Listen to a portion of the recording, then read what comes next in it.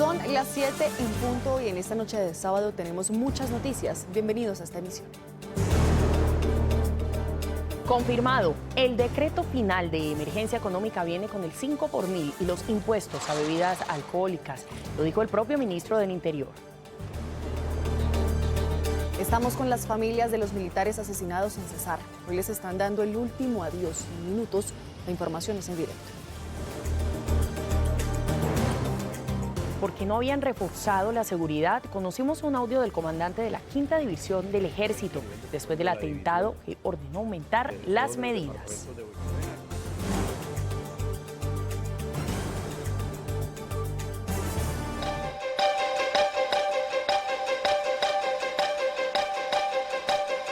Mucha atención, les vamos a mostrar las fotos de las reseñas de los exministros Luis Fernando Velasco y Ricardo Bonilla. Oscar, esta es una noticia importante. Así es, Paola, pues Noticias RCN conoció en las últimas horas las que serían las fotos de los exministros. Ricardo Bonilla de Hacienda y también Luis Fernando Velasco del Interior, ya por el IMPEC. Son las fotos de las reseñas de su traslado a sus centros de reclusión.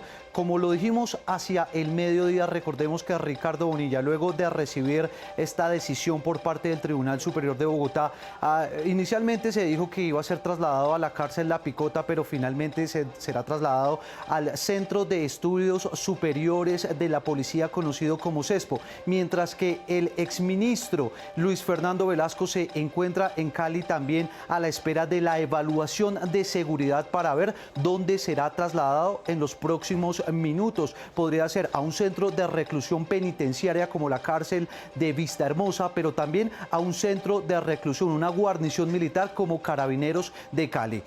Usted tiene mucho más, Rosy. Pendientes a esta información. Oscar, muchísimas gracias. 7 de la noche, 2 minutos. Estamos con las familias de los militares asesinados en Aguachica en el brutal ataque del ELN. En 4 días será Navidad y ellos tendrán que pasarla despidiendo a sus seres queridos. Pues los cuerpos fueron llevados hasta Bucaramanga, donde a esta hora les rinden homenaje. Estefanía, ¿qué está pasando en este momento? Buenas noches. Hola, buenas noches, Paola y televidentes. Los saludo justamente desde las afueras del batallón Ricauter, en donde a esta hora miembros de la Gobernación de Santander y algunos ciudadanos comienzan a acercarse para realizar un homenaje, un sentido velatón para las familias y para estos soldados que murieron en esta tragedia, en este atentado terrorista que ocurrió en Aguachica. Por supuesto, nosotros estuvimos acompañando a las familias que llegaron a las afueras de Medicina Legal a la espera de saber alguna información de estos soldados, de cuándo les entregarán sus cuerpos. En este caso ya algunos fueron trasladados a algunas funerarias de acá, de la capital santandereana, para preparar los cuerpos y así llevarlos a sus respectivos municipios de origen. En este caso nosotros también tuvimos la oportunidad de hablar con las familias y una de ellas es santandereana, justamente está de luto porque 21 años tenía uno de los soldados, Brandon Valderrama, quien murió en esta tragedia. Estaba contento y decía que le gustaba la forma como lo estaban tratando, y eso, pero no sé por qué le rompieron mis sueños a mi hijo. Con la voz quebrada y sosteniendo un cuadro con la imagen de su hijo, los padres de Brandon Daniel Valderrama recibieron el cuerpo del uniformado que recién había cumplido los 21 años. La última vez que lo vieron fue en la noche de velitas, cuando les dijo que deseaba que lo trasladaran a Bucaramanga, su ciudad de origen. Pero con el sueldo que él se ganaba no le alcanzaba, entonces dijo que quería hacer la carrera. Brandon tenía 3 hermanos y él era uno de los mayores y lastimosamente el soldado más joven que murió en medio del atentado terrorista. Unos héroes de la patria que también cuidaron de nosotros y son hijos de Dios. La víctima entró al ejército con la ilusión de terminar su bachillerato. En marzo estaba programado el grado en la escuela militar. Trabajador y buen hermano. Así recuerda a su familia el uniformado, que no llevaba ni un año prestando el servicio. Y así como acompañamos a las familias de las víctimas, también estamos con los que lograron sobrevivir al ataque. Sus testimonios son desgarradores. Eran bastante allegados, eran buenos compañeros. Fue un honor trabajar con ellos. fuerza. Eso es lo que necesitan los seres queridos de los 7 soldados asesinados cruelmente por el ELN en Aguachica. Jesús fue uno de los militares que logró sobrevivir y con dolor recuerda a esos compañeros que se convirtieron en familia. No somos familia de sangre, pero sí éramos como hermanos. Luz Elena es la mamá de otro de los soldados que resultó gravemente herido y que se recupera de varias cirugías. Dios mandó ese ángel que lo sacó y que me le ayudaron y los trajeron hasta acá. 6 militares permanecen en la UCI de la Clínica de Alta Complejidad y del Hospital Regional. Los de mayor gravedad fueron trasladados al Hospital Militar de Bogotá. Y en vista de este alarmante panorama de seguridad, vale la pena preguntar qué dice el gobierno. Hoy hubo un consejo extraordinario de ministros que duró cerca de 8 horas y Óscar Ramírez estuvo atento a las conclusiones. Luego de los hechos terroristas perpetrados por las disidencias de las FARC en Buenos Aires, Cauca y el ELN en Aguachica, Cesar, el ministro de Defensa anunció algunas de las medidas que se tomaron en Consejo de Ministros, que se llevó a cabo en Casa de Nariño, encabezado por el presidente Gustavo Petro. También se aumenta la policía, dentro de esos 325, 50 policías para Popayán y capacidades antidrón para las estaciones de policía que se espera lleguen antes del 31 de diciembre. El ministro del Interior, de la mano con el Ministerio de Hacienda, ya tienen un plan y ya se estructuró un programa de reconstrucción de los principales centros públicos para recuperarlos lo más rápido posible.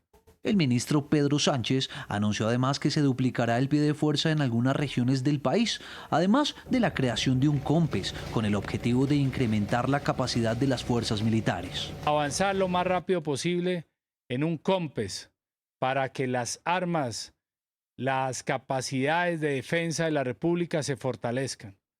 Ese COMPES está valorado en 49 billones de pesos.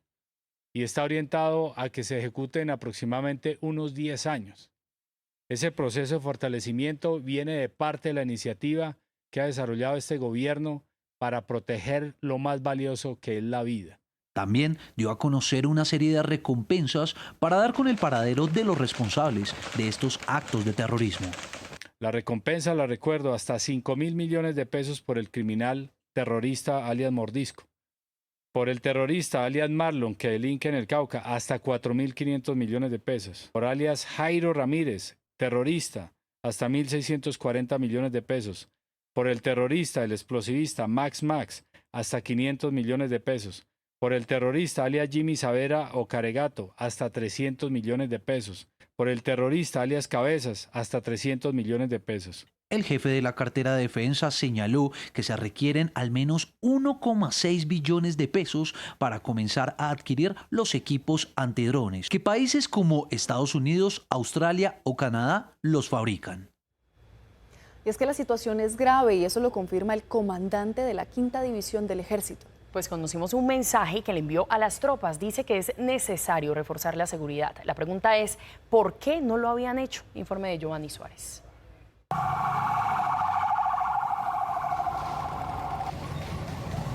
Señores comandantes, tomen las medidas de seguridad. Esta guerra es cierta, miren lo que nos dice el comandante Leito, es cierta. El que no la crea, pagará caro. Estamos advertidos. Hay preocupación en el Ejército Nacional por las alertas de posibles atentados terroristas en bases militares del país. En estos audios internos conocidos por Noticias RCN, fue el general José Bertulfo Soto, comandante de la 5ª División, quien hizo la dura advertencia de las alertas que hay dentro de la institución. Hemos estado en alerta, todos y cada uno de nuestros hombres, ante estos ataques indiscriminados por parte de los diferentes grupos criminales. Varias unidades militares han reforzado no solo sus labores de inteligencia, sino su capacidad militar ofensiva para evitar acciones terroristas de los grupos armados. En entrevista con este noticiero, el mismo general aseguró que no van a permitir la expansión de los grupos terroristas. Hemos vivido diferentes situaciones, pero estos grupos criminales que quieren en estos momentos hacer su expansión criminal no van a poder con Colombia. Porque el ejército es de los colombianos, para los colombianos. Les digo a todos los ciudadanos, donde exista un soldado, hay esperanza. Por orden del ministro de Defensa y de la cúpula, todas las bases militares del país están en máxima alerta con el fin de evitar atentados de los grupos criminales.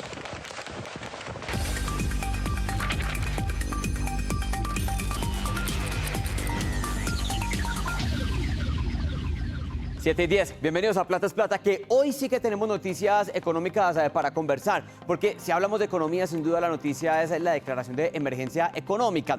Un anuncio que, le voy a decir una cosa, no es lejano ni a usted ni a su bolsillo, pues básicamente el gobierno va a crear o a modificar impuestos. Es una noticia muy importante. Oscar, bueno, usted supo, uno, que el decreto ya está ya firmado y además conversó con el ministro del Interior, que ya confirmó algunos de los puntos que van a venir ahí. Pues sí, Juan Camilo, mire, al finalizar este Consejo de Ministros en horas de la tarde, le insistimos al ministro Armando Benedetti, que a pesar que no es el ministro de Hacienda, pues quiso hablar con nosotros un poco acerca de este decreto de la emergencia económica y nos confirmó varios puntos que ya estarían firmados y ya estarían a un paso de convertirse pues en un decreto oficial. Uno, pues el impuesto a las apuestas, el otro a la venta de licor con cierto grado de alcohol. Y Juan Camilo, televidentes, ¿qué dijo acerca del 5 por 1000? Pues vean ustedes. Que yo recuerdo estaban las de juego de azar, estaba también la de los licores de alto porcentaje de licor, estaba lo de las entidades financieras que prestan. Es que las entidades financieras en préstamos ganaron 127 billones de pesos. Eso es muchísima plata. Y a ellos habría que ponerle los impuestos realmente. De 127 billones de pesos es el 60% más que el año pasado. Por eso el Banco de la República, si bajara las tasas de interés, nos serviría mucho a todos, porque todos no tendrían que pagar tanto en las deudas. Pero cuando sube las tasas de interés, como hace el Banco de la República, está beneficiando a 5 o 6 nada más. Ministro, ¿y qué nos puede decir del 5 por 1000? ¿Aparece allí? Hasta donde yo recuerdo, sí. Se confirma entonces el 5 por 1000. Es que la declaración de emergencia económica pues solo se puede dar en ciertos casos según la Constitución. Pese a que el gobierno insiste en que lo va a hacer, hay varias voces que dicen que en la situación actual del país no aplicaría. Este es un contexto para que todos entendamos. Hundida la reforma tributaria, el gobierno la apuesta a la emergencia económica. Va a recoger en lo fundamental los mismos tributos que estaban propuestos en la ley de financiamiento. ¿Y esto qué implica? Eso significa que puede crear o modificar tributos, puede reorientar el gasto público. Es decretada cuando hay crisis ambientales, sociales, económicas o de seguridad y tiene que pasar por la Corte. Es muy probable que la Corte termine indicando que no procede, porque la imprevisibilidad de una situación como esta se basaría en no entender que estamos en una situación fiscal apretada y que es una situación nueva, cuando realmente Colombia viene empeorando en sus métricas fiscales desde hace varios trimestres. Actualmente en Colombia hay un déficit fiscal que supera los 40 billones de pesos. Entonces, ¿a qué aplicaría la emergencia? El gobierno conocía perfectamente que el presupuesto que presentó en este año con respecto al 2026 estaba desfinanciado. Y los que no están muy contentos son los gremios.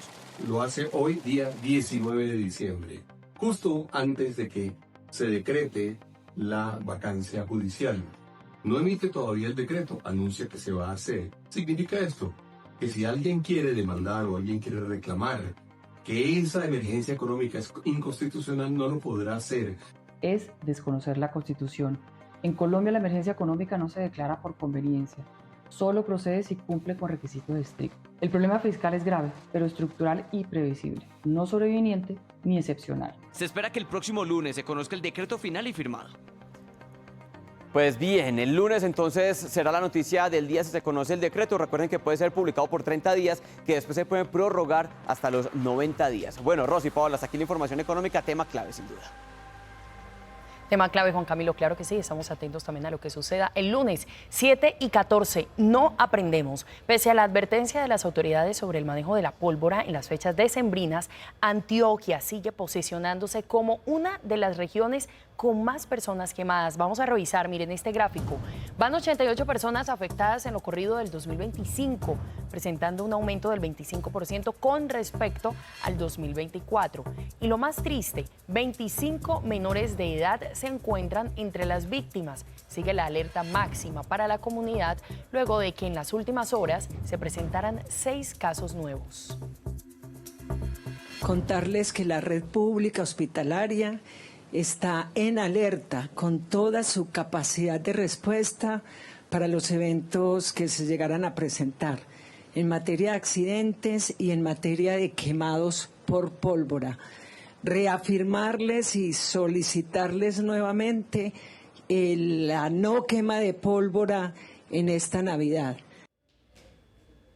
Revisemos ahora el resto del país, porque según el reporte más reciente del Instituto Nacional de Salud, van más de 603 quemados con pólvora.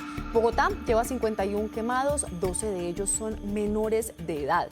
En el Valle del Cauca, 58 personas resultaron afectadas luego de manipular este tipo de artefactos. Pero miren, el panorama empeora en regiones como Atlántico, donde reportan 68 víctimas, y concretamente en Barranquilla, el índice de quemados con pólvora aumentó en un 39% respecto al 2024. Hace un rato estábamos hablando de la cruda situación de orden público en varias regiones, incluyendo el Cauca. Por eso es tan grave que el único hospital de primer nivel al que llegan a la mayoría de los heridos en combate no esté pudiendo atender pacientes de la nueva EPS, y todo por falta de pago. El panorama en el departamento del Cauca es complejo por las constantes alteraciones al orden público y el estado del sistema de salud. El Hospital Universitario San José de Popayán, el único de tercer nivel en este departamento, lleva casi 2 meses de suspensión en los servicios a la nueva EPS en el régimen subsidiado. Para los meses de julio y de octubre, la nueva EPS nos realizó un giro de 0 pesos. Nosotros aproximadamente le radicamos cuentas a ellos mensuales por 15.000 millones de pesos.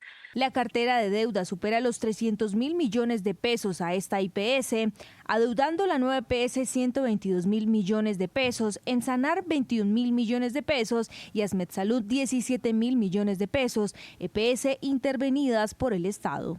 Hoy nosotros tenemos incumplimiento en el pago de nuestros proveedores, incumplimiento en el pago de nuestro talento humano y tenemos insumos para seguir funcionando apenas unas pocas semanas. La red del Valle del Cauca está también colapsada y eso ha terminado en que nosotros recibamos pacientes de Nariño, pacientes de Putumayo, pacientes de Caquetá, que hoy están hospitalizados dentro del San José. Advierten que a esta institución llegan los pacientes afectados por el orden público. Ayer, a pocas cuadras del hospital, había un carro bomba.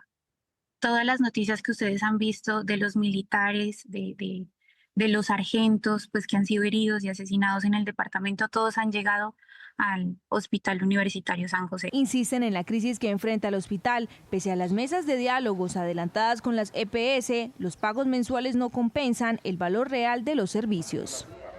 Y lo delicado del asunto es que no es la primera vez que oímos esto. Marcela, ¿con cuántas redes hospitalarias ha tenido inconvenientes la nueva EPS este año?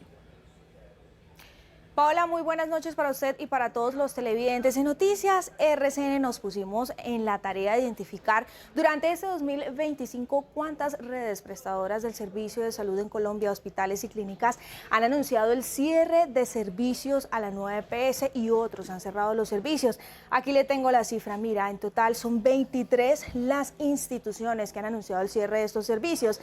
Hicimos también la tarea de identificar cuáles son los territorios del país con mayor registro, hospitales y clínicas que han anunciado este cierre.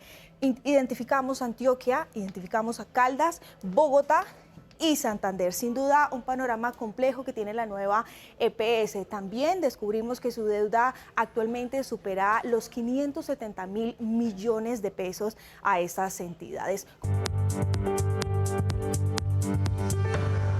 7 de la noche, 25 minutos. Gracias por continuar con nosotros. Estados Unidos confirmó la incautación de un nuevo buque petrolero sancionado. La secretaria de Seguridad Nacional, Kristine Noem, dijo que la Guardia Costera adelantó la operación contra la embarcación que estuvo atracada por última vez en Venezuela. Reportes de prensa señalan que el petrolero con bandera panameña sería de una empresa china y transportaba hasta 2 millones de barriles de petróleo. La incautación fue rechazada por el régimen de Nicolás Maduro. De otro lado, 6 países de Latinoamérica suscribieron una declaración que insta a restablecer el orden democrático en Venezuela. El documento fue firmado por Argentina, Paraguay, Panamá, Bolivia, Ecuador y Perú en el marco del encuentro de Mercosur en Brasil. Al tiempo reiteraron su preocupación por la crisis humanitaria, migratoria y social que viven en territorio venezolano. La prensa en Perú vuelve a ser blanco de ataques con disparos. Fue atacado el vehículo del periodista Anthony Rumiche mientras él se encontraba en su vivienda. Por fortuna, el reportero no resultó herido. Rumiche señaló que el atentado obedecería a las investigaciones que ha adelantado sobre presunta corrupción por parte de un gobernador que está prófugo.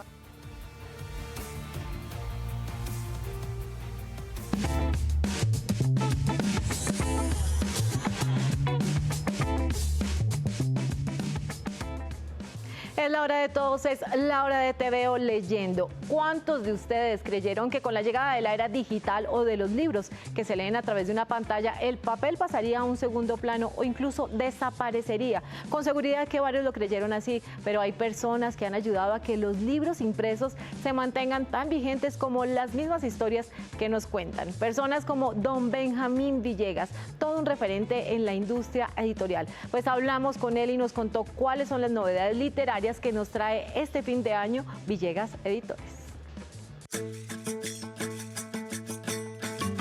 Con la llegada de la era digital, de internet y de los libros que se leen a través de una pantalla, muchos creyeron que las historias en papel se perderían en el tiempo. Pero el libro impreso ha dado la batalla y la realidad nos está demostrando que estamos lejos de esa sentencia. Eso se ha logrado en parte también al empeño de personas como don Benjamín Villegas. El libro está absolutamente vivo.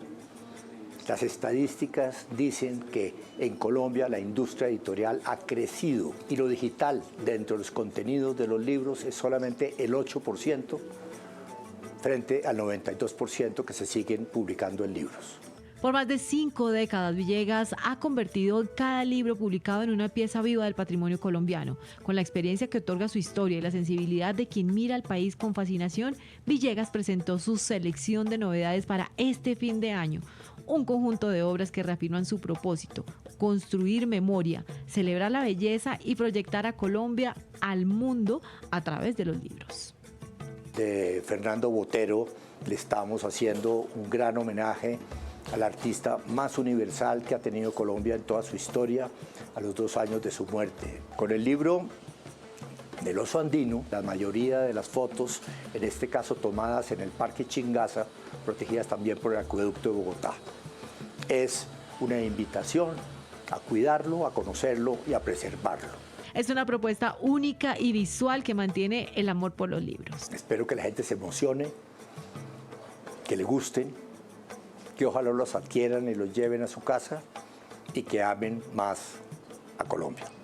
Cada una de sus publicaciones invita a leer, a sentir y a comprender la belleza de nuestro país. Según don Benjamín Villegas, cada publicación es más que un producto, es una obra de arte y de memoria. Sus libros ilustrados dedicados a la naturaleza, al patrimonio y la cultura colombiana son testimonios de que el papel sigue siendo una forma de eternidad. Los libros digitales son sin duda una maravilla, pero nada como oler la tinta y sentir el olor del papel. Sigamos hablando de referentes en el mundo de las letras, esta vez de alguien que está del otro lado de la escritura creando historias. Su libro más representativo, entre muchos, el famoso Como agua para chocolate. Les hablo de la mexicana Laura Esquivel. Pues les cuento que la mexicana estuvo aquí en Colombia y nuestra compañera Paula Sabogal no solamente tuvo el gusto de conocerla, sino que tuvo el placer de sentarse a hablar con ella, y esta es la conversación que nos trae Paula.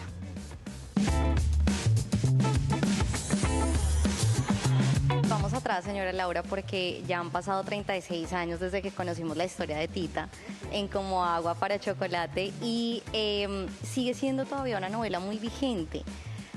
¿Usted a qué cree que se debe esto? Porque es una obra que la gente quiere mucho y que incluso para muchas personas fue abrir ese puente a la lectura, que es un hábito que las personas que lo hacen o que lo tienen lo disfrutan, pero es muy difícil también compartir ese hábito y que otras personas lo quieran, lo adopten como suyo. ¿A qué cree que se debe esto? Fíjate que Es curioso ahorita que tú dices, han pasado muchos años. El libro lleva ya ahorita 40 traducciones en países que no tienen, ni siquiera conocían muchos de los ingredientes que yo menciono. Y yo me fui haciendo muchas preguntas en todo este tiempo. Bueno, pero ¿qué es? ¿Por qué la gente, qué es lo que encuentra la gente ahí? Y fíjate que una de las cosas cuando me presento, viajo y tengo contacto directo con mis lectores, me dicen, hay una frase recurrente y me dicen, usted no tiene idea cómo me acordé de la cocina de mi abuela cuando leí esa novela. Y dice, es eso, en Japón, en Finlandia, en la Patagonia. Entonces, ¿qué significa para un ser humano recordar la cocina de la abuela? ¿Qué significa? Todo, ¿ves? Ese hogar. Y eso me da pie para preguntarle, usted nos ha enseñado que en la cocina pasan cosas mágicas, pasan cosas muy bonitas, con muchos ingredientes, con diferentes ingredientes. ¿Cuáles creen que son esos ingredientes que nos hacen falta como sociedad a nuestros países, esos cambios que tenemos que tener para que haya ese cambio notable, ese cambio verdadero en nuestras culturas, en nuestros países, en nuestras sociedades, que además lo necesitamos? Sí, bueno, el principal ingrediente es el reconocimiento de que yo no estoy solo, ni llegué solo, porque de pronto se repite y uno va repitiendo cosas y te dicen, no, tú naciste, te vas a morir solo y uno se va solo o llegas. No, siempre somos producto de toda una interrelación de energías y toda energía que hace que dos cosas separadas se aglutinen en una sola, de eso somos producto. Eso se llama amor.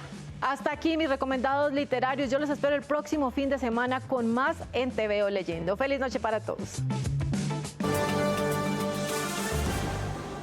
7:44, gracias por continuar con nosotros. Palmira, Valle del Cauca, tuvo este año un incremento del 39% en muertes por causa violenta frente al 2024. Una de esas 194 personas asesinadas era una ingeniera de sistemas residente en Estados Unidos y con doble nacionalidad, quien fue asaltada en su finca 11 días después de su llegada a Colombia. Pues los criminales trataron de borrar las huellas incendiando la propiedad, pero no lo consiguieron. Ay, qué pecado, se le prendió todo a la señora.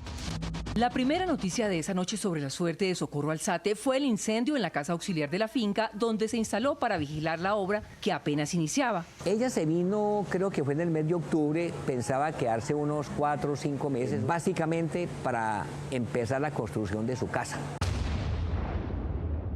¿Y qué pensamos? De que de pronto el humo la hubiera asfixiado y a raíz de eso falleció.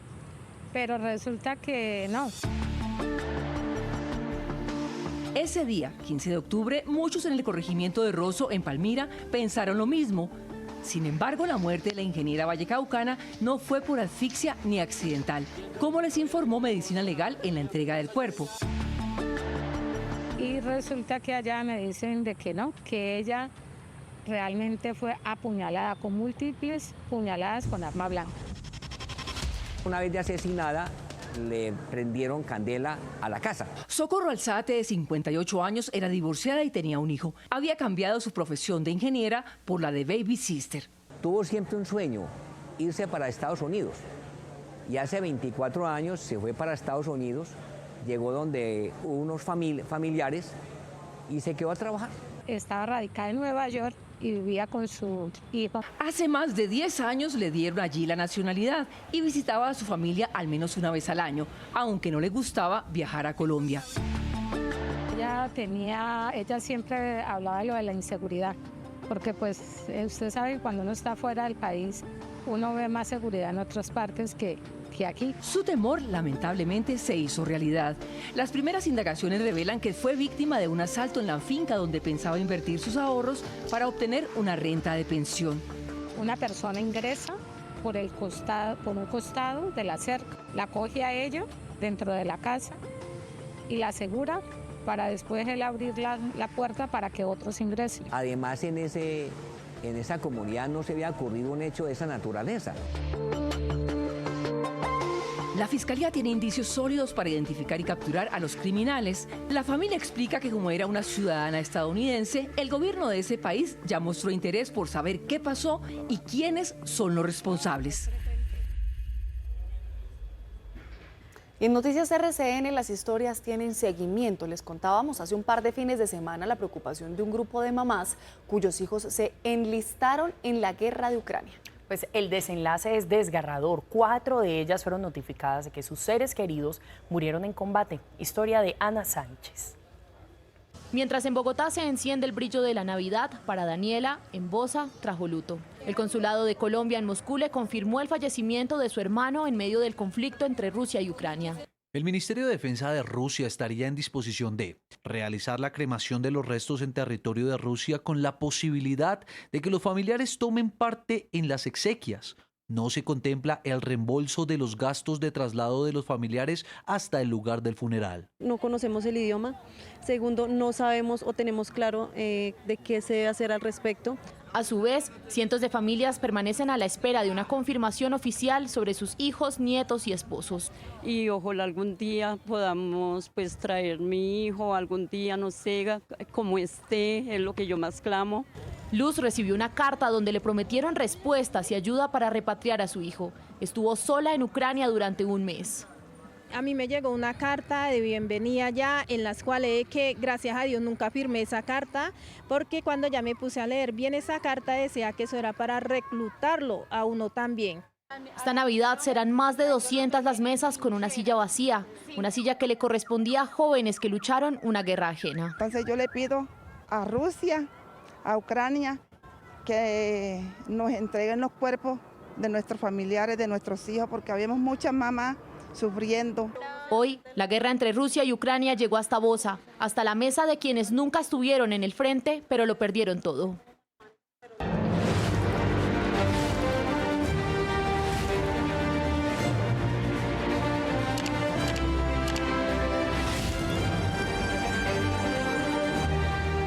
Finaliza la jornada número 15 de la travesía hacia el corazón de la tierra a bordo del ARC Simón Bolívar de la Armada Nacional. Pues cada vez son menos las millas las que los separan de su punto de fondeo, en total 630.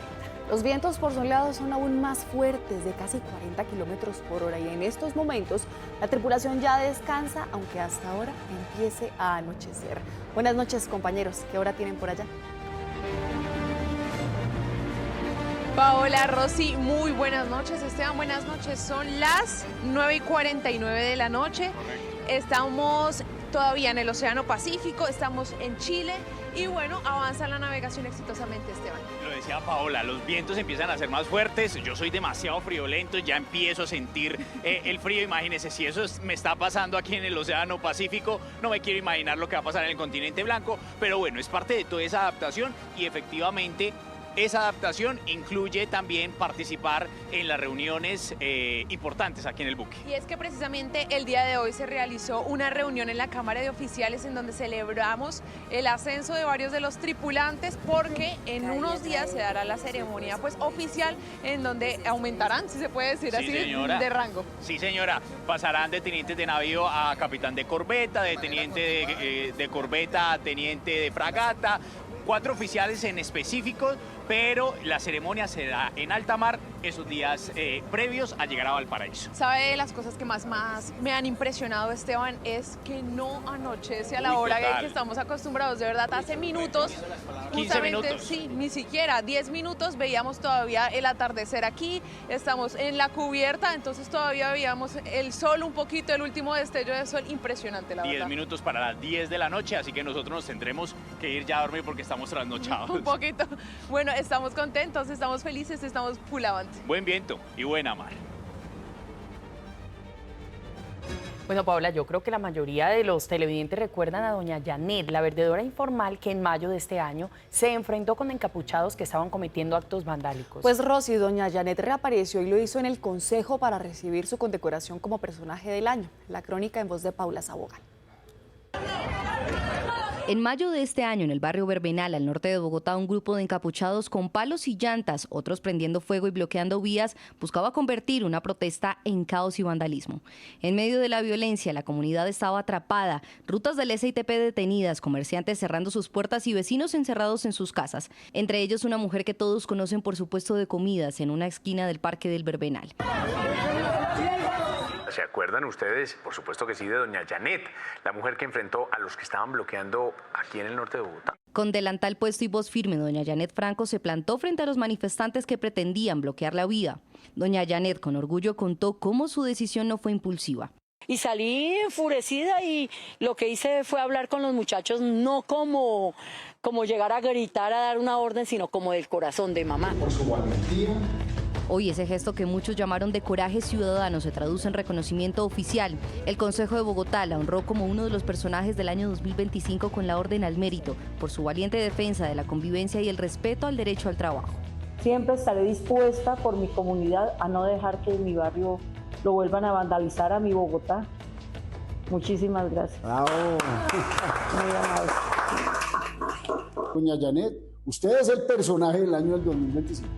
Una ciudadana común y corriente, que se levanta todos los días a las 4 de la mañana a trabajar, que tiene su puestico allá en el Verbenal desde hace más de 25 años. Y así, de madre y vecina ejemplar a símbolo de valor ciudadano, doña Janet nos recuerda la grandeza de una ciudad que la construyen quienes cada día luchan por lo suyo, pero también por el bienestar común. Bueno, pues más personas así como doña Janet, que sí o sí defienden los derechos y a la ciudadanía. Sí, señora. Bueno, pues llega el momento de finalizar esta emisión. A ustedes, gracias por acompañarnos. Feliz noche. Quédense con nuestra programación. Los invitamos a que mañana también nos acompañen en nuestra emisión de las 12:30 y a que sigan celebrando en familia estos días porque ya casi es Navidad. Feliz noche para ustedes.